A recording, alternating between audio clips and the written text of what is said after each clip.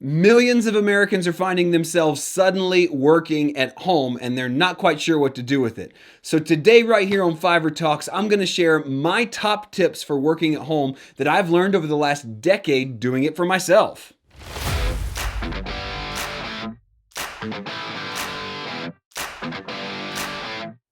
Well, that's right again. Today we are resuming our regular schedule here on Fiverr Talks. If you're new to the channel, we do new videos every Monday, Wednesday, and Friday, and they all kind of center around how do we use the platform Fiverr.com to either start a side hustle, grow a business, start something new, whatever it is. We talk about all of those things here, but today I thought I'd talk about something that not only affects people who are looking to work on Fiverr, but right now it affects every single working person in this country, except for the few and far between that are considered essential services and are still going into an office. And let me just say first and foremost, if you are an essential person, if you're serving in a hospital, you're serving in transportation, you're getting goods out there, you're in a service industry, you're still making the world go around, we say thank you. I appreciate you. My family appreciates you. I know the rest of the world appreciates you. So thank you for doing what you're doing and keeping things going around during this crazy time with the COVID-19 pandemic.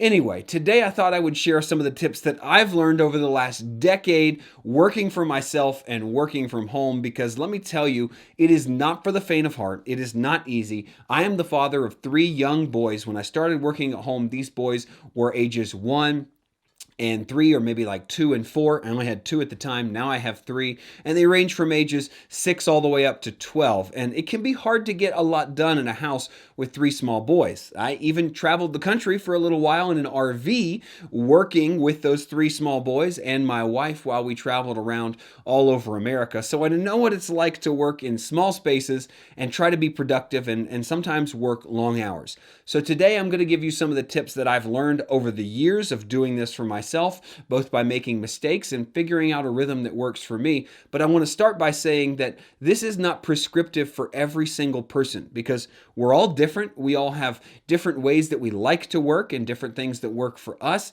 And you're going to have to figure out what rhythm works best for you. So take these as some tips that you can maybe try and then go home and try for yourself. And if you do work for yourself, or you're used to working at home and I don't mention a tip that maybe you have, leave it in the comments down below. Let everybody benefit from your knowledge of what it's like to work at home and succeed in that.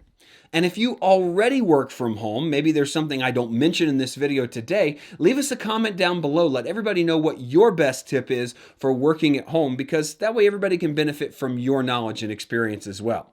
Okay, are you ready? The first thing is that if you're going to work at home, you have to be disciplined and set a schedule. That's right. For a lot of people, it comes down to setting a schedule or an expectation for their day, meaning you probably want to do this the day before, or sometimes I do it at the beginning of each day, just kind of laying out, here's how long I'm going to work on this, here's how long I'm going to work on that, here's where I'm going to take breaks, here's when I'm going to do this, here's when I'm going to do that. Because if you don't, you'll find it too easy to be distracted by what's going on around you, all the different things that you wouldn't have in a normal office environment. Maybe you'll hop into the kitchen for a snack and spend 20 minutes talking to your wife, or you'll go outside and play with the kids, which is great. But if you have a schedule to keep, it can keep you from getting your work done and ultimately make you late, which doesn't benefit those kids at all in the long run. So keeping a schedule is a really important thing. For some people, this is uber detailed down to the minute. They know exactly what they're going to do. They have it delineated by task. And for others, this is simply broad. You can maybe put 9 to 10, email, 10 to 12, working on this project, 12 to 12:30, lunch break, things like that. Be as general or as specific as you feel like you need to do, but make yourself a plan. That's the first step to success in really anything, but especially in working from home, is making a plan and then sticking to it. The second tip I have for working at home is pretend like you're going somewhere. That's right. Even if you're not doing a Zoom call that day, or you're not seeing anybody on screen and nobody's seeing you, don't stay in your pajamas. And I see a lot of people push back on this. Say, well, I like working at home because I can work in whatever I want. I'm wearing pajama pants right now. But the truth is, your brain is hardwired to receive certain actions as a foreshadowing for what's to come. And so your brain and your body knows if you're staying in comfortable clothes and you haven't taken a shower today, day and you're just kind of lying around, it's kind of saying, okay, we're going to be lazy today, right? And that's how your workday ends up looking. But if you get up, take a shower. For me, if I take a shower and I shave, if I fix my hair, whatever I do when I'm not wearing a hat, or ladies, if you put on some makeup, whatever you do to make yourself feel like you're getting ready to go somewhere, not judging, I'm just saying whatever it is that you do to make that happen, do that. Pretend you're going to go somewhere. In fact, the way I like to do it is I like to get up, take my shower, get ready, put on what I'm going to wear for the day, and then actually leave my house first thing. Now, right now, I'm not allowed to really go anywhere, and most of the time I don't go anywhere special. I just take my dog for a walk. But I leave the house to get my day started because it's easier for me to say that is my start point. That when I walk back in this house, I'm at work. So I'm giving myself a reason to start. So getting up, getting ready, doing something like that that tells your brain it's time to activate, it's time to be productive, really helps that process. The third thing you should do is make sure you have a designated workspace in your home or your apartment or your RV or wherever you're at. Don't work in your bed, on your couch, or anywhere you want. Have a designated space where work happens and only work there.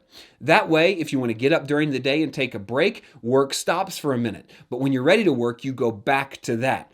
When I was young and I was working at home for myself, I lived in a small apartment with my brother, and we actually had a huge living room. It wasn't a too small of an apartment. We had a pretty large living room that was both like a TV room where we sat and watched TV on the couch, and then we had desks with office stuff. And even though I worked in the same room that I played video games and watched TV as a college student, I was very much in the mode of work when I was on this side of the room, and very much in the mode of entertainment and relaxation when I was on that side of the room.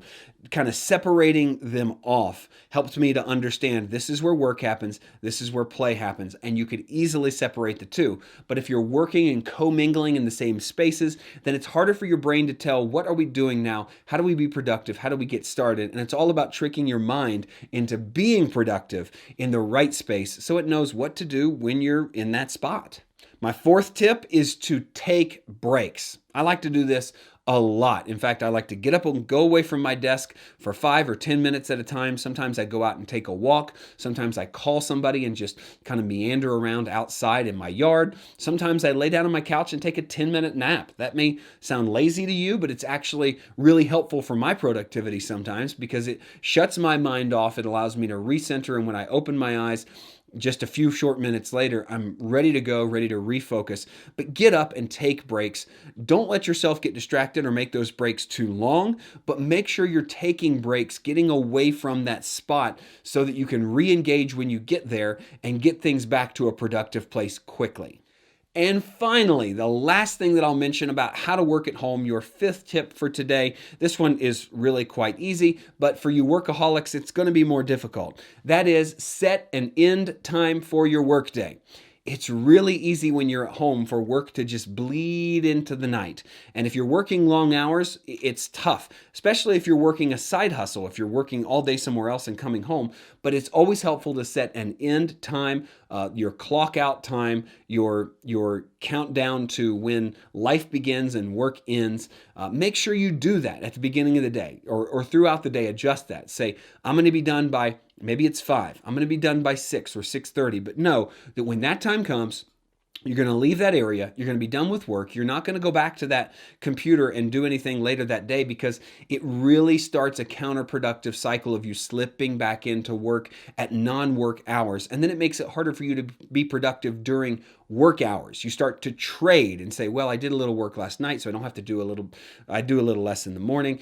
It's so much harder if you're or so much easier if you're just disciplined and say, this is when I start, this is when I end. But when you end, walk away. And I like to do the same thing that I often do in the mornings when I start working, and that is to get up, leave my house. Sometimes I just drive I take my family and we'll just go eat dinner somewhere else because it's easier for me to reset my brain if I'm away from the house for a while, or I'll leave and take a walk, leave and exercise, leave and, whatever I'm doing. Separating myself from the work zone at the end of the day really helps me to put it down, walk away and make sure that I know that my day is over. So whether you're working at home for the first time because of this pandemic and the quarantine, or if you're looking to start a side hustle, I really hope that these tips will help you to get that going, help to make it more productive for you, because it's all about discipline, rhythm, and rules. And those don't have to be set for every single person. They're not the same for everybody. So you should figure out what works for you, how you like to do things, and what helps you to be the most productive. And then do that every single day. Don't let anybody break you out of it, because ultimately that's what gives you the freedom that working from home should bring into your life, is that discipline.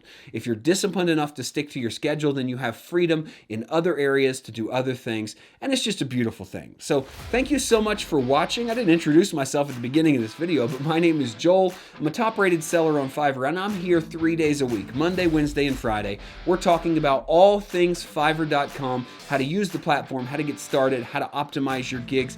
And I want you to stay tuned, because not only are we putting out these great free videos for you 3 times a week, but we're going to soon have some e-learning courses coming out that will help you to figure out, hey, how do I make Fiverr into a real business?